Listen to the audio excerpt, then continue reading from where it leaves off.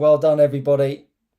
Thank you, Mr. Styles, for telling me that the sound is not on.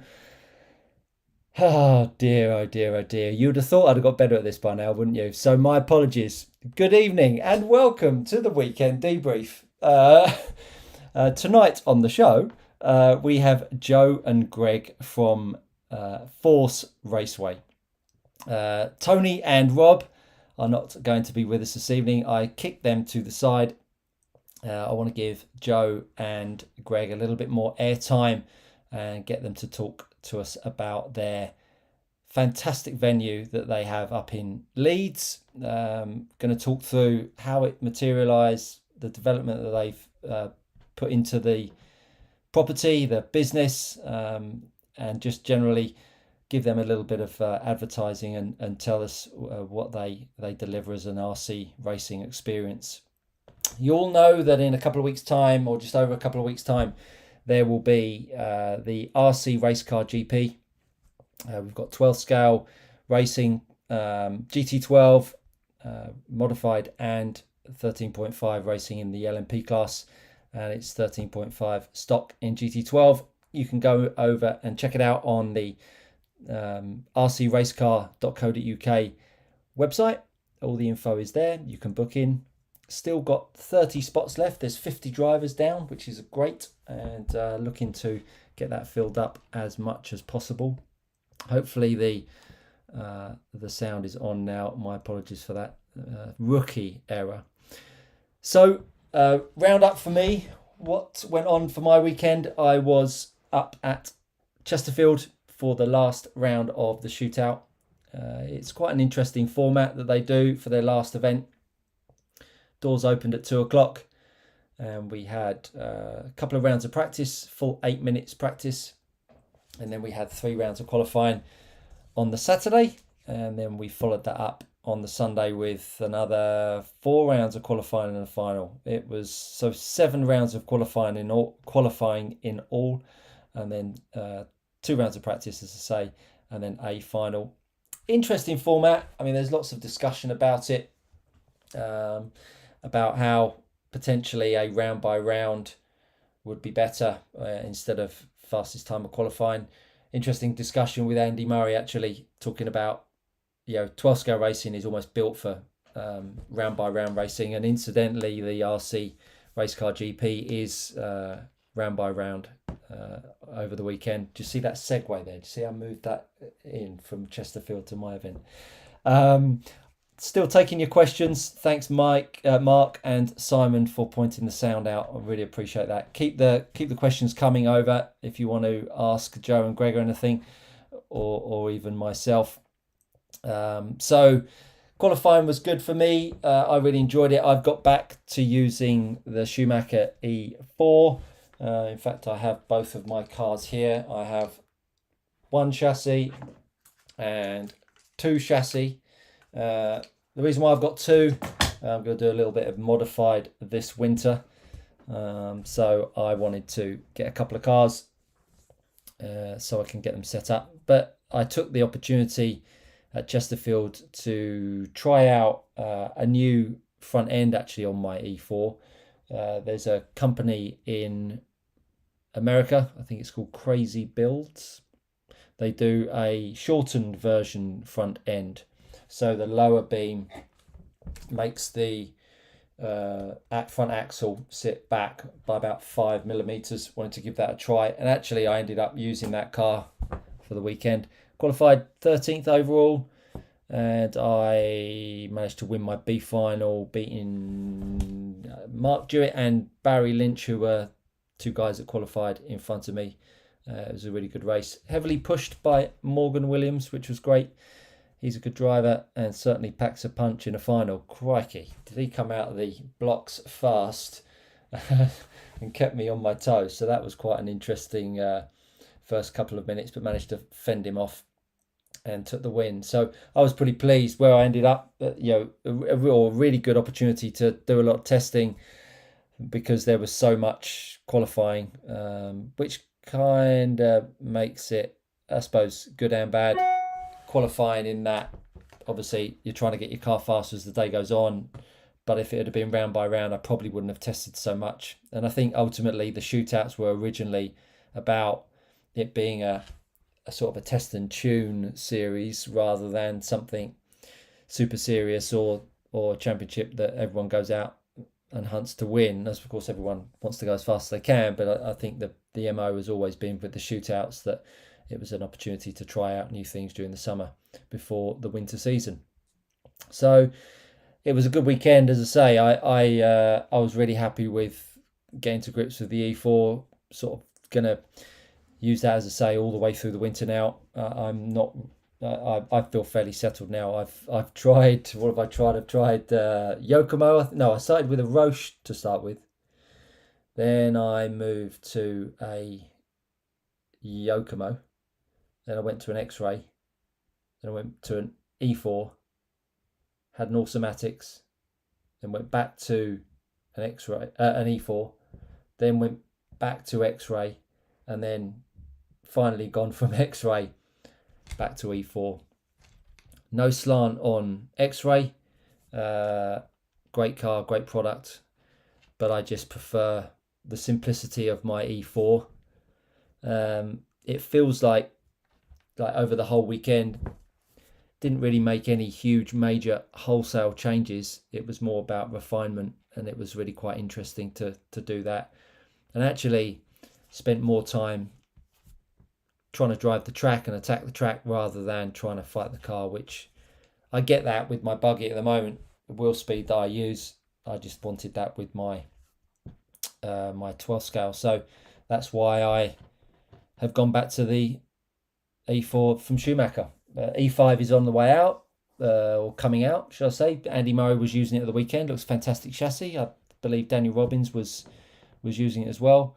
Top qualifier from Chesterfield was Ollie Payne.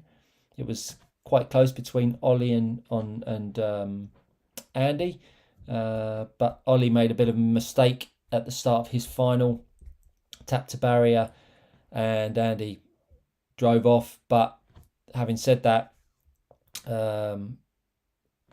Ollie thought he started last, effect, but drove all the way through. And if it had not been for another couple of minutes, Ollie would have been on the tails of Andy Murray, no doubt. I think what was quite interesting, and I think I alluded to this a little while ago, is the Automatics crowd has really overwhelmed the 12 scale world at the moment, and it was interesting to see those guys run at Chesterfield. They'd all been running at Tamworth, and they've all been using Hagbergs, but they couldn't get the Hagbergs to work at Chesterfield, so they were all, I think they were either using XMs or Ulti tyres, T-foams, or Nigel Bone, who was sitting with me, he was using T-foams as well. So I think there's something that they're going to have to reason with, which would be quite interesting. I'm sure they'll do it, but Mark didn't quite have the pace that he had shown previously, so there may be a bit of more development to come with that car in terms of their setups and the tyres, so that'll be really quite interesting.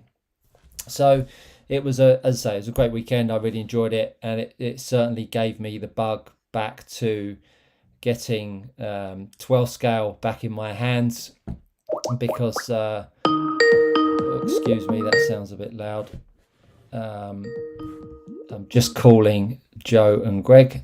So it was as I say, it was nice to get back to running some 12 scale cars once again, and I'm looking forward to a winter season. Now, that's enough of my nonsense. Nobody really wants to hear about that. And so next on the show is two superstars, in my eyes anyway. They've been putting together a venue over the lockdown, and it was already running before lockdown, and they'll probably set me right with that, but it was previously running before lockdown, but they spent a lot of time and money and effort into making it something really quite special as a permanent track. So I want to introduce you to Joe and Greg from Force Raceway. Good afternoon, good evening, Joe and Greg. How are you? Hi, you guys. We're really well, thank Yeah, you. really good. Really good. Super to have you on. Thank you very much for your time. So, I mean, we literally just officially met a moment ago when I called you pre-show, which was great to hear. And Greg is the silent partner here, so we're going to try and bring him out of his shell. There we go. Got a chuck out of him already. So Joe's the main talker. So if anyone's on and watching, make sure you throw some questions at Greg, not just at Joe. So so give us a little bit of a backstory pre-COVID, because I only really got to hear about you guys post-COVID, and I saw the changes and developments that you did sort of during COVID, and I think you tried to raise some money as well. So give us a little bit of a story of where Force was pre-COVID. Yeah. So I think it was the end of 2018. I was working a little bit in our local model shop in Wakefield. We're actually in Wakefield, not Leeds, but we're quite close to Leeds. And so I was working a little bit in there, and they had a little race way going on that both Greg and I raced at as separate races. And unfortunately, it closed down. We only had about a dozen people that used to turn up. And we had a leak in the roof that they couldn't repair. So they closed that raceway down, and I decided then to open this place, and Greg gave me loads of help in building things and yeah, all the actual joinery and things like that. And that's actually when we fell in love. We weren't together when we started building the place, but Oh, were you not? so no, we actually got together through the few months we spent in the winter of 2018, kind of building the place. So that's really nice for us to kind of start it together and see it through the last few years, which have been difficult, as you said, in some. During COVID, it were really, really tough because we're actually classed as a small business. We're not a club as such, even though the community around the track, they really consider it their club. And we do too, but it is a business. So it was tough during COVID because we still had a lot of rent to pay, a lot of overheads and things like that. And we didn't get small business rates relief due to a bit of a technicality in our contract with his landlord. But we survived thanks to people just doing nice things, donating things that we could raffle, sponsoring bricks. So if they paid a tenner, we painted their name on a brick on the wall, and all that went directly towards paying for the rent. Yeah, so it was super, super, super, super tough. But yeah, we got out the other end okay. And I think it was February, March. Was that last year or year before? As we were coming out of COVID. My best friend of 15 years, Mike Henson, whose son races, made us an offer we couldn't refuse, really. Offered to own us a great deal of money to refurb the place, make the track a little bit bigger. It was like a make or break type thing. It was like, do we just do it? Yeah.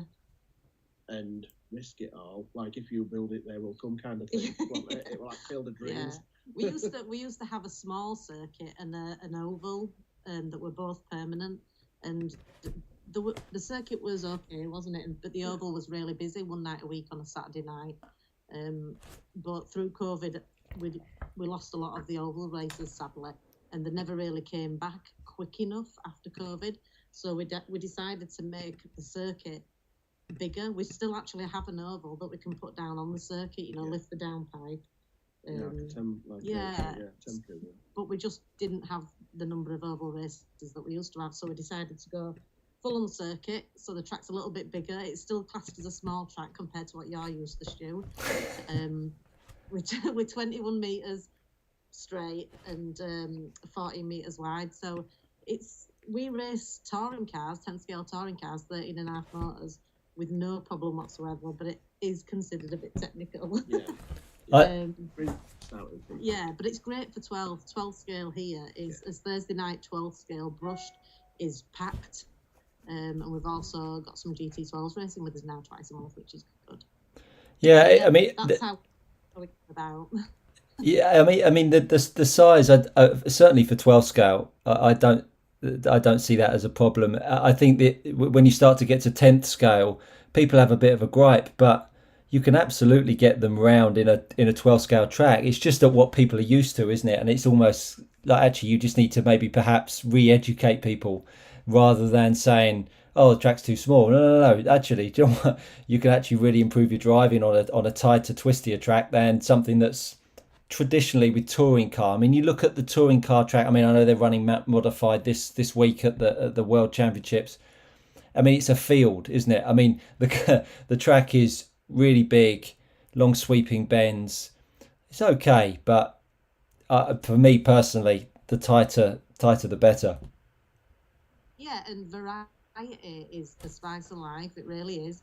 And you've got to, in your racing game, and he's a far better racer than me, but I do know that there's lots of different elements to your racing game. And when people come here, it is going to help them hone their technical driving skills, I would say. So yeah, there's a few drivers that come regular that prefer a small track because it makes them better. They believe that it makes them a lot better racing on a small track, and then when they go to a big track, it seems easier. Yeah, we always try and keep focus on the positives. You know, it's not for everybody.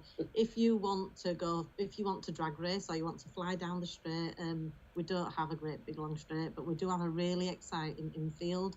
As layouts are always challenging, and probably the fastest, cleanest, most experienced racer we've got here is a guy called Ricky Lee, who a few people might be aware of. And he only races here now because he's at the level where he's just looking to compete against himself. So he gets to come to a permanent track week on week and just improve his times. And if he were on a bigger, wider track, it won't be as challenging for him. So when you get to that level, it can still be quite good to come to a track this size, I think. But 12 scale, it's phenomenal for 12 scale. I love it. Yeah, so up on the screen now, we've just got, we're just sort of scrolling through your pit area and the track from a couple of different angles, which I think that the images look absolutely fantastic, and it is exactly as the images are. I mean, I remember I came up and I think I rented you guys out for sort of 2 or 3 days. It was absolutely fantastic, and I've just got Mark Stiles, who's just come on. I'm sure you've probably met Mark along the way. Mark says, I've been there for a test day with some teammates. Great little place for doing laps in good grip, which is something of a rarity in the UK, which is true. I mean, there's one thing going and hiring a hall, putting it down. You know, you have club events at the weekend, and I swore to myself that I'm not interested in any club racing with 12 scale because you just don't get the grip that you need or you want. Yet when you go to a facility like yourselves that have got a permanent track down, that there will be people like Ollie. I know Ollie Payne comes up and uses you guys to test his car. You know, Mark's been there. There'll be plenty of guys actually that probably don't realise there's a permanent, perfect 12 scale track that they can go and test their cars for a national series with good grip, which is, as Mark says, is very rare. Yeah, that's true. I forgot almost about that, but yeah, Ollie's been up, and a few other racers. Mark Jewett pops down when he can, so if Mark's working in this area, he'll always come and visit us. But the grip is phenomenal. We don't really know why it is, because we've got MB Raceway just down the way, which is where you're going to be in a few weeks, isn't it? And we used, after COVID, we both put the carpet down at the same time, the same carpet, but we had a lot more grip a lot more quickly. And I think it's because he's directly on like a cold concrete screed, I think, or something. Yeah. And we've got we're on a wooden floor that Greg, bless him, spent many nights leveling perfectly. But there's a lot of air circulation under there. I mean, I don't know the science behind it, but the grip here is phenomenal. It's incredible. And we use it more. Yeah, we use it 4 times a week. So a lot of additive gone into it as well. So yeah. What if you've been marshalling here in the evening and you go home, you stick to your kitchen floor and you walk. It's like a cheap nightclub. Yeah, it is really grippy. But people love it because of that. I guess the only downside for me and Greg is we race here. So when we go anywhere else, it takes us all day to get Yeah, used to prep, to the grip. to get used to less grip. Yeah. We're a bit spoiled here, aren't we? And so, what's your history with racing yourselves? I mean, Greg, I follow your pursuits with Hoodie Arena.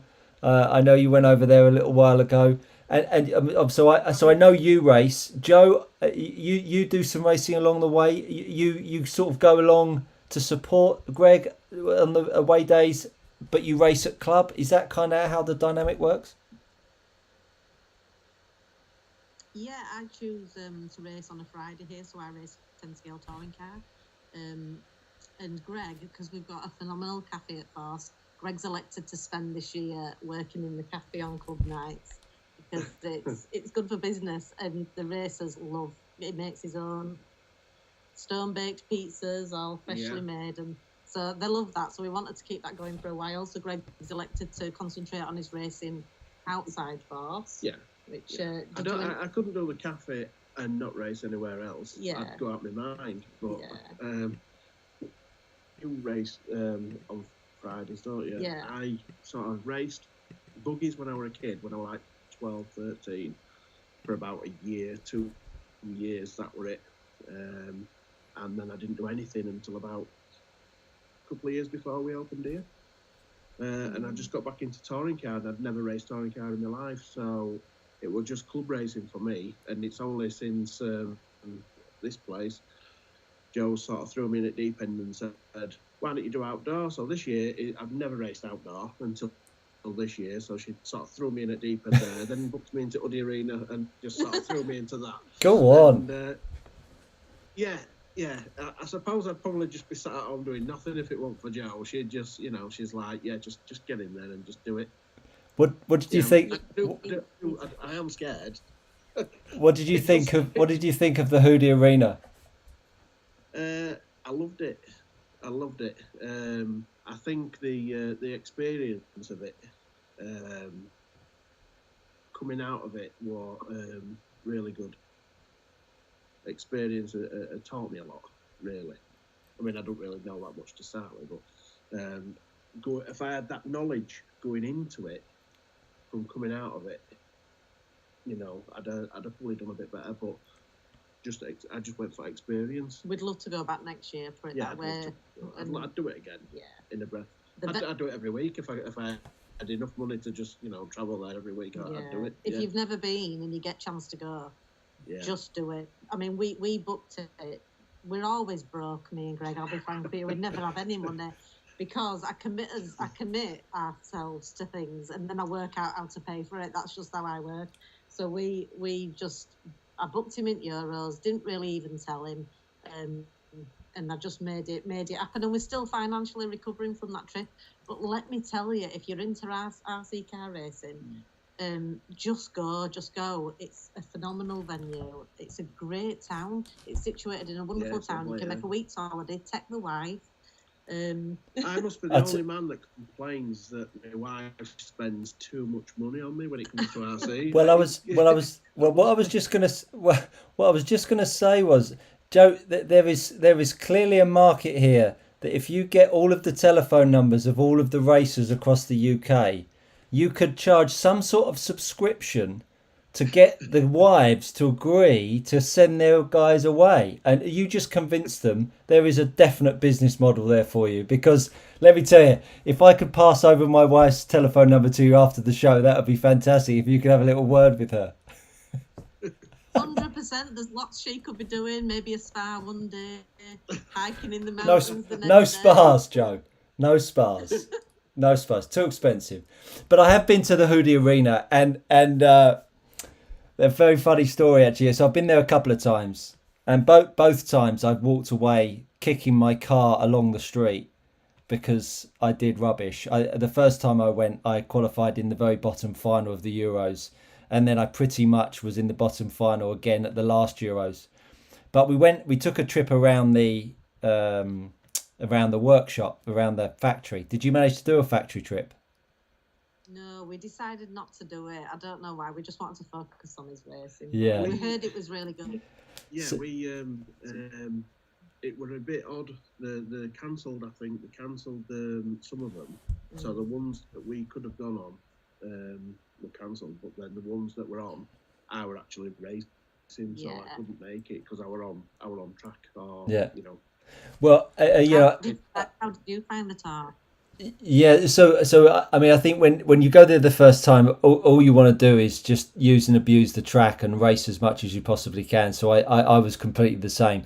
But Jiraj Hoodie was there, and he actually showed us around with another chap, and Jiraj walked through the front door, and with the guy that I was with, Mark Payne, he was so excited to see him. He had this coffee in his hand. And he walked at him quite quickly, and there was a black step, tripped up, and nearly chucked his hot coffee over a garage. And this guy had only just walked through the front door. It was hilarious, but a real cringe moment. But the trip around the factory is really impressive. But if you go there for a short amount of time, like you, I want to do as much racing as possible.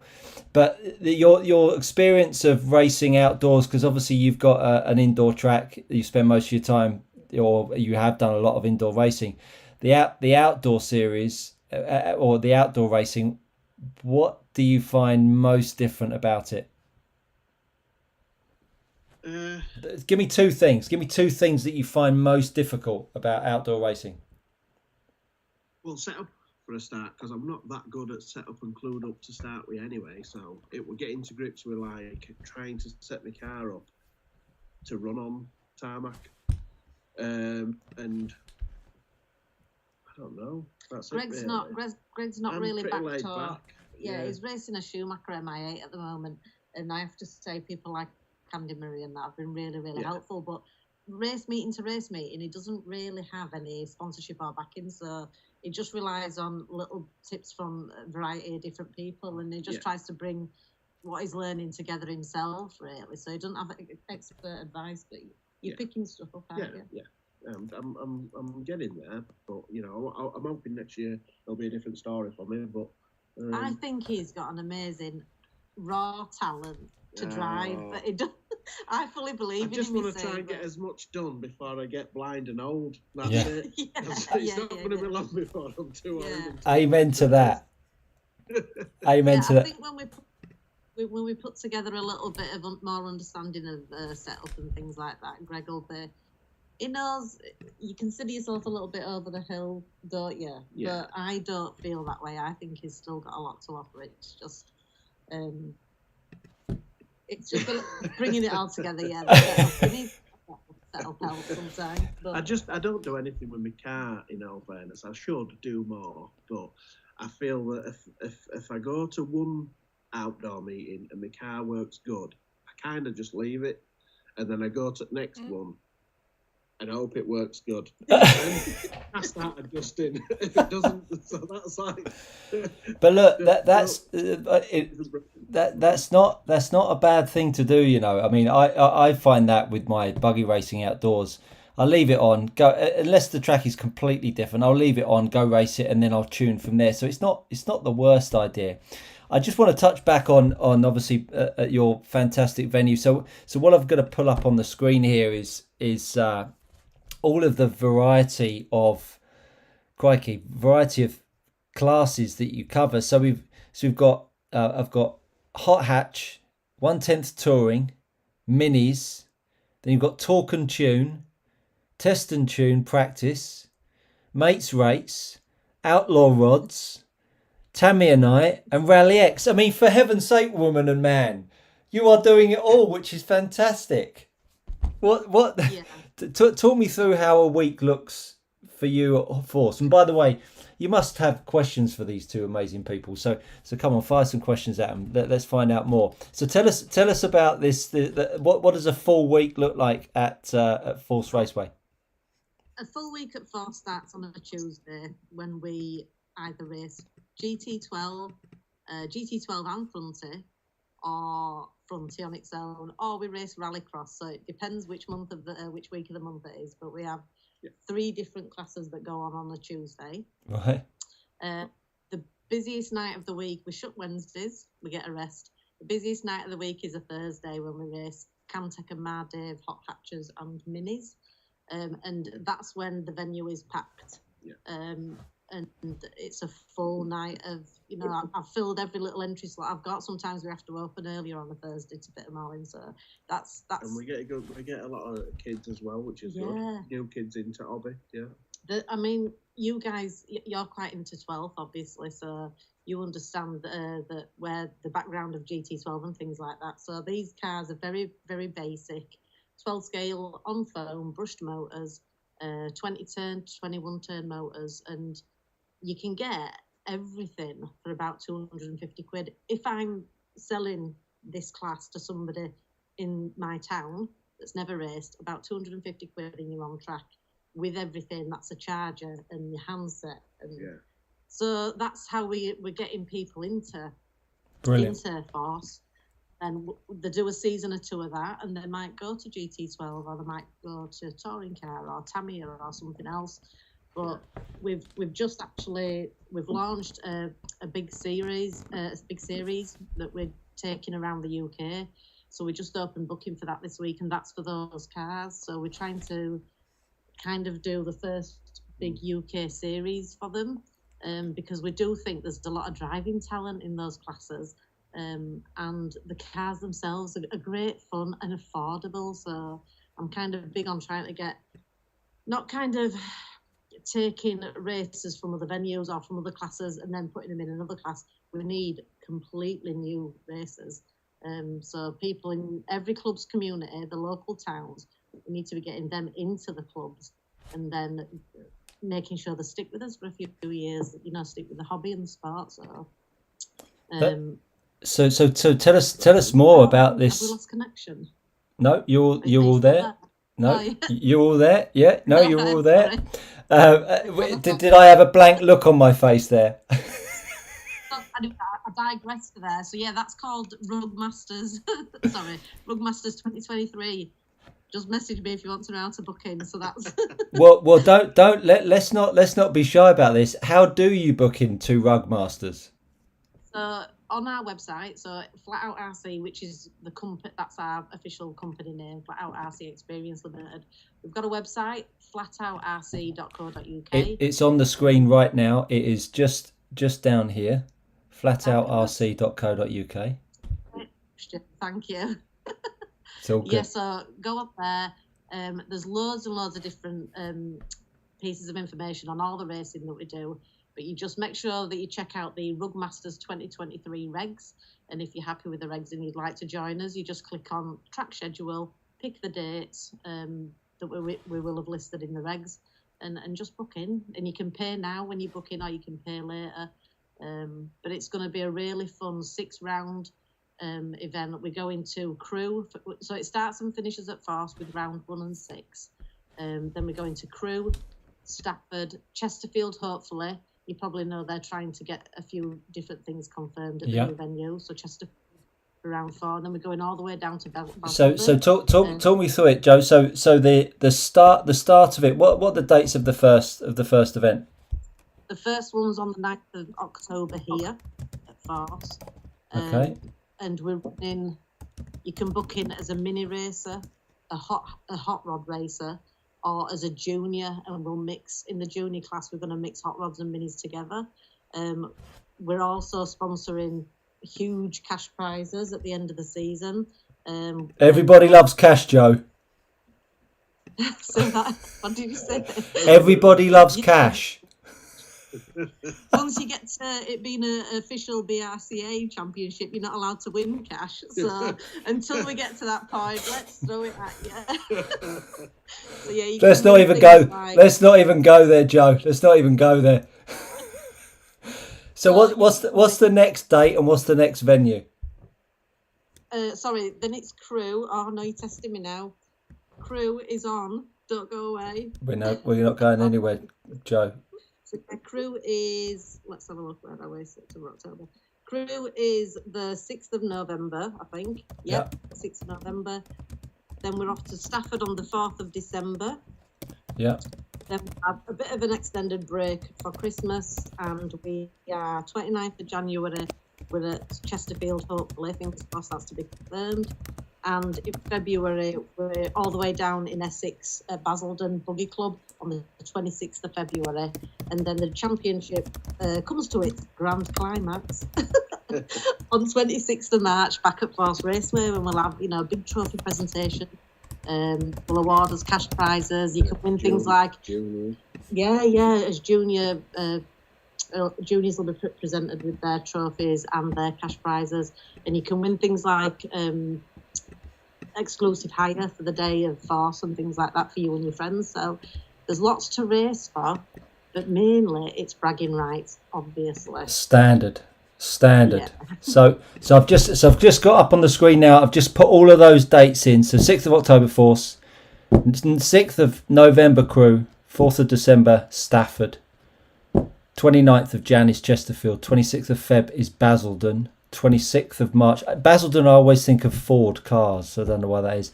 26th of March, and then you're back up at Force, and everyone can find that at Flat Out RC, where that series. And who was the brainchild behind that? Is that you, Greg, or is that? Yeah, thought it would be. I just feel There's no brains under this app. Love it. I don't know how familiar you'll be familiar with Dave. Chris Wilkinson, love the man. How familiar you are. Yeah, he's a great guy, and as is Keith Dowsett of Camtech. And we've always, from the minute we opened the stores in 2018 to now, this has been the most supported, the two most supported classes that we've ever run. And it's just our way of kind of giving back, because we're sponsoring it. The event so far, I have approached them, but so far it's just sponsored by myself, Greg, and DDR Racing of Sheffield, who is a guy that's seen a few things in these cars that can maybe tweak. He's made some very clever solutions to a few problems. Yeah, so he's sponsoring the junior class, DDR Racing of Sheffield. So we really appreciate him getting on board and paying for all those trophies. But yeah, we're covering the costs ourselves, because we really, really believe that there should be a bigger series for these cars, you know, before you get to spending GT12 money. Yeah, the GT12 money is another level up, isn't it? I mean, I've when I came to your club, I think there was a club night that ran on the back of me being there practicing all day. I think I might be wrong, but anyhow, I saw the cars there, and they're. I'm trying to be as respectful as I possibly can. They're put together, and then that's it. Once they're bolted together, you just put new tyres on them, and that's it. You just go out and race and have fun, and that's it. And I think the beauty is the point that they get, they race and have fun, and then all of a sudden they see a GT12 car go around, which looks a little bit tighter and a little bit quicker. They go, oh, well, I quite fancy having a bit of a go of that. Well, then all of a sudden there's a bit of an education that needs to go, and then, as you rightly say, GT12 then leads on to whatever else. But as you rightly say, I've been saying it for years. We need to stack up a big pile of boxes that have got everything in it that's across the country, as cheap as we can make it. Foam tyres, indoors. Do it at halls where it doesn't matter what type of carpet's gone down. Just stick it down on the floor, a couple of track markers, and get people racing around and just having a bloody laugh. And that really inspires and invigorates and encourages people to have a bit of imagination of what else could be out there. And then all of a sudden you get to a place like yourselves, it's like, well, I can do this every week. And why the BRCA? And I don't want to BRCA bash in any way, shape or form, but as an association, yeah, my association as a professional golfer, go out and reach out to schools, reach out to local communities, pushing. Of course, it's financed slightly differently, but it doesn't take too much to get such a small class that's cheap, to get it pushed out there at schools, to run it as an after-school party, have playhouses, kids clubs that are running this sort of stuff. It's where it needs to go, doesn't it? It almost goes before you. You shouldn't be the first stop. You should be the second stop. The first stop should be in the school hall, where the teacher has rolled out a couple of bits of carpet and chucked 5 cars on the track that's cost the school buttons, and they go and have a go with it for 10 minutes. It's something we want to think about, because we've just launched experience days. So we've got a small fleet of 6 minis that we now can do children's parties with. And we did as first corporate event. We had a team from Cummins Limited from Leeds, who came along and had a team building day, and we used those cars for that. So it is something we were talking about. We had a little visit from the Boys Brigade as well. Yeah. A few years ago, and I felt that was a kind of a good way in to kind of. But I'm all about trying to reach outside the walls of this place and bring people into it, because I think I was having a conversation with somebody yesterday about it, and how many people do you know that go mountain biking at the weekend or playing golf like yourself? I know loads of people that do that. The average person doesn't know one person that races RC cars, and I don't know why the hobby can't be as big as any other thing that you enjoy at weekends and evenings. I kind of want to get it to that point. I'm only one person in this little club here, so it can be difficult. But I started working with them. Sorry, I was just going to say I've just started working with the 10 electric circuit section of the BRCA, who have asked me for a bit of help with the social media. And while that is the extent of my role, I do think it's nice that I can kind of approach them, and they're listening to me a little bit. So that's a really exciting new thing for me, to be able to reach a whole new audience. I know it's primarily Formula 1 and 10 scale touring car, but that's great for me. So I hope I can kind of spread that same kind of positivity through that section as well. Yeah, and I don't think it's going to take that much. I mean, I've looked back at the events that I've been fortunate enough to go to. I ran at the GT12 Worlds. It was just a bigger UK meet, and this was maybe 2017 in Milton Keynes. There wasn't one GT12 kit for sale. There was Milton Keynes, it was 5 deep, there was not one GT12 kit for sale. Been to the 12 scale Worlds at Milton Keynes. There wasn't one GT12 kit for sale at Milton Keynes that weekend. And when you are dealing with stuff like that, it's like, oh my God, we are so far behind and so slow, and you only have to look at the interaction. I mean, look, I run a poxy little channel on YouTube, and I've been fortunate enough to be able to get it monetized with just a bit of persistence. And there's just little old me that knows nothing about the hobby, but what it is doing, it just encourages positivity, and I think that's what you're doing. And the more people that like people trying to go somewhere and grow something, the more people want to latch onto it, and so that's a bit of me. I'll have a bit of that, and I think that it just doesn't feel that is the way of the federation that we are linked with. I don't want to use their name, but that it doesn't feel like that's the same page, because it feels like, and for whatever reason, it feels like the spread is too wide. There's too many classes that they've got to look after. Who's to say that starting off at minis, 12th minis is the way to start off? Why can't it be a cheaper version of touring car or a cheaper version of 8th scale? So I think they've got a bit of a job of to actually go, well, where is it that we do actually want this to start? So I think they haven't got the easiest job in the world, but I think there's enough people that are trying to push forwards. Yeah, absolutely not, because I know the majority, I don't know whether it's all of the members of the committees, but I think they're all voluntary. They all work voluntary, don't they, for us? So yeah, sure. I really appreciate it, and I'm a big fan of the association, a massive fan actually.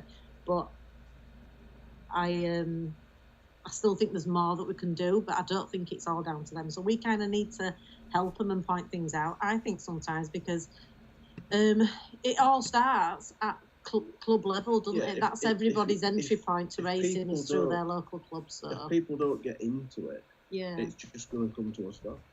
We will run out of people. We'll all get old, and it'll just cease to exist, won't it? It'll just dwindle. But So it's the kids and it's the younger people and community people that need to I can only ties into it. Yeah, I can only really speak for the 10th scale EC electric circuit section at the moment, because that's the only people I've interacted with, and they've been fantastic. Yeah. And I know the chairman's really keen to kind of look at things fresh and reach out and appeal to people and kind of be more approachable online and things like that. So I'm a massive fan of the things he's trying to do, and I'm definitely willing to help as long as they'll have me helping, so it's all good. Hey, Joe, if I could get you to just switch your camera, I've still got your audio, but I just haven't got your picture. If you could perhaps just switch your camera off and on for me. Okay, that's off, and we should be coming back. There we go. You're back on. Perfect. Sorry. Marvellous. We just didn't got. Get me yawning then. No, you hid that beautifully. It's been a long day. So we've had a few people write in, and so what have we got here? We've got Tony Wade. He says you are ace. Now I'm not sure whether he's referring to Joe or Greg, but I don't think it's you, Greg. They are ace. They're both ace. They're awesome. So that was from Tony. Neil Armstrong, which it sounds like he's a bit of a regular of yours. I race there every Friday, touring car, and my son races Tamiya Torque Tuned. Fantastic venue, highly recommend it. And Joe and Greg are fantastic. Hey. Neil's a wonder. Neil actually races in my heat usually, so I'm battling with Neil at the moment. Hi, Neil. Has Neil ever taken you out, Joe? Has he ever sort of T-boned you on a? Never. Well, all I'm going to say to that is that Neil clearly isn't trying hard enough. Then,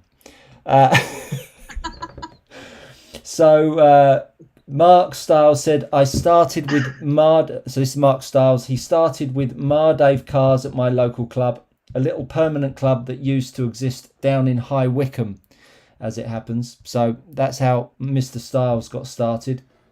He also goes on to say it should be possible to walk into a shop and buy a GT12 car or a simple cheap version as it originally was intended. Pre-built, everything you need to do to go race. The point of entry into RC is it isn't expensive and it's not too complex, and I think that's exactly the point that you're sort of moving towards with your Rug Masters series, isn't it? You're encouraging people to get themselves 250 quid, which really, if you're whatever hobby you're going to do, I mean, Christ, any hobby is more expensive than £250. It doesn't matter whether you're playing football, playing tennis, whatever it is more than that. And you're saying 250 quid, you are in and you are racing. And really, it's only the expendables that you're going to have to replace, which some tyres along the way, which are fairly inexpensive compared to 12 scale, etc., and touring car and buggy, and Christ, the money they throw at those. A pair of wishbones for a hot rod, £2.25. Get it. Love that. Sign me up. Sign me up. I would say that I just wanted to add though, Stu, the cars, they're very, very simple and very basic, but the best races that we've got in those classes can set them up still to a degree where they're only a half a second to a second behind us touring car times. So the racing is still very close. There's a 20-turn motor. There's two 20-turn motors out at the moment, and they're rapid. So we did a test. Well, we're testing an experimental series at the moment where we put a 13.5 brushless in these cars, and we're calling it the Outlaw class. And the 20-turn motor still has the lap record, which is incredible. So they're not. Yeah. Yeah. Flick your camera on and off again for me, Joe. Beautiful. That's all good. That's it. Live TV. Everybody likes a blunder on live TV. It's all good. So we've got Sage Young here. He said, I agree. Mark, a lower barrier to entry would go a long way to encouraging new people to the sport. Who didn't start with Tamiya? I certainly did. There are a range of obstacles, cost and technicality. So everyone is certainly on the same page as you guys with that class, and I really hope that's a great success. And I'll any post you do, make sure you tag me in, because I'll always repost it up on the RC Race Car page. So make sure you do that, because we've got a half decent amount of followers, as I'm sure you have. So what's the big picture? What's the big dream for you guys? If you could have one wish of where you'd like to see yourselves in 12 months' time, where would it be, do you think? Pottery and living at Norfolk Broads, I think. Well, I've seen you guys in the back of your van, which I'm very envious about, because I love that. They're fantastic photos. Little bit too much flesh at times, Greg. Little bit too much flesh. Don't want to see your flesh. I've got wonderful. Yeah. For us personally, I would like to have Greg working here with me. So this is my full-time job, and I take a very, very small wage that's under, minimum wage threshold, because I love it. But I have to be here working full-time. We're open 4 nights a week. We do private hires in the day, so it is a full-time job. But we would love to have you working here, so we could be together in the day. And just kind of build on what we've got. We're trying to get into a little bit of the shelf spraying and things like that. And we just, I don't know, personally, I'd love to have Greg working with me here every day. I'd love that. I tell you what, you need to be doing your own Netflix series. I mean, bloody F1 Drive to Survive has got nothing on you two, let me tell you. In terms of Force Raceway, we just want to just keep building on what we've got. We have a good Thursday. I never even told you end of my schedule. Friday night is touring car. No, that's right, we didn't. Christ. That's your fault, Greg, not mine. Can't be my fault. Let's talk about Fridays. Friday night is 10 scale touring car and what do we call it now? Any torque tuned? No, open torque tuned. That's it. So it's that class is started as Tamiya torque tuned, but it's actually any chassis under £200 retail rolling. So the chassis kit and the tyres has to come up with a Tamiya torque tuned motor in. So that's like a feeder class for touring car. So yeah, and we open 2 Saturdays a month where we get loads of dads and sons and dads and daughters racing with us. And we do Camtech, Mardiv and Tamiya racing on a Saturday. And Saturday afternoons we open for practice. I mean, it's all going on. Amazing. And then every now and then we get to sleep. Yeah. I assume you don't wash the additive off, seeing as you're back in there in the morning. I leave for my trainers so I can marshal really quick. Oh dear. Well, I mean, look. Sorry, go on, Joe. No, we're just going to say that my next aim is I'd like to keep growing Frontier racing's indoors over winter. I think it's got a good chance after the amazing summer they've had outdoors. That was hugely successful, the outdoor series. So I think we want to grow Frontier on Tuesdays. That's our aim for winter anyway. Thank you so much for letting us talk for nearly an hour. It's brilliant. And listen, the piece of resistance of the end of this show is that your camera is frozen on really quite a good picture of you and Greg, which may be a thumbnail. But no, listen, honestly, it's been super to have you both on, and I like to keep these shows to a fairly strict 1 hour so people don't start to nod off. But is there anyone that you would like to thank on the show? Sponsors, contributors, anyone that you'd like to thank? Yeah, well, I'd love to thank Mike Henson, who I mentioned earlier. He was kind enough and trusted enough to loan us a large amount of money to do as refurb after COVID, which we have now paid back. So good for you. We're in the best position we've ever been in. So. And we couldn't have done that without him. So thanks a lot to him.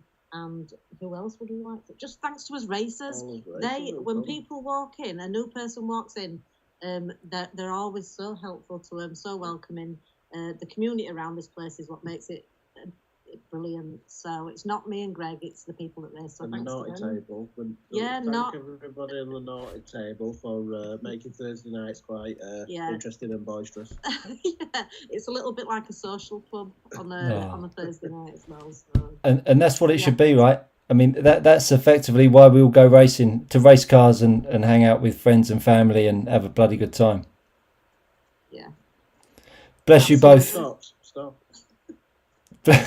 bless you both for coming on. I really, really appreciate your time this evening, and hopefully, in a small way, we've had an opportunity to just show people what you're all about. I'll post up the link to this evening's chat, and I'll send it over to you as well if you want to share it with whoever you'd like to. But big thanks, and I look forward to catching up with you soon. And good luck with your Rug Masters series during the winter. Thank you ever so much. Cheers, Joe. Cheers, Greg. Cheers, Joe. Look after yourselves.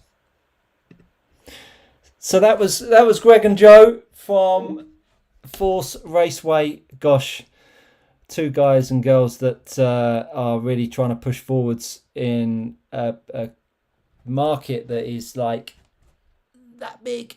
But if there are two people that can do it, you can clearly see the passion and love that they have for this hobby and for delivering a product that I think is really welcomed and really needed within our racing community. So do go out and check out flatoutrc.co.uk, their website. And if you are looking to encourage newbies in the hobby, check out the Rug Masters series that Joe and Greg have put together. That really sounds like a bit of a belter. All of the dates and the venues are on their website now. Go book in, and after you've booked in there, come back to my website, RC Race Car, and book in there. So this weekend, for me, not much going on. Let's have a little look, see what's going on with the questions. Simon Mayo says, what's the cost of private hire? How many hours, number of people allowed? Now, from memory, and I don't quote me on this, but I believe it was something like £150 for the day and up to 10 people. And then every person beyond that is an extra fee. But do get in touch with Joe Force Raceway. She's on Facebook Messenger. Check her out, and she will be able to answer all of your questions there, Simon. No problem at all. Jimmy Quickfingers, Tony Wade, get up there for practice for Masters of Foam, same carpet. Yeah, well said, Tony. Mark Stiles, Simon, ping them a message privately and I'm sure they'll be happy to advise. In my experience, it's very affordable. If you get a group of half a dozen or so, absolutely, Mark, it is very affordable. We've hit the 1 hour mark. As usual, I don't like to go over the top with me rabbiting on. I don't know who's on next week. I'm going to have a little think about that, but we're going to be 1 week away or 2 weeks away from the RC Race Car GP. Book in, check it out. Thank you so much for your time this evening. It's been really lovely having you along. Have a great week. If you're racing, keep it pinned, go hard, and I look forward to seeing you all trackside soon.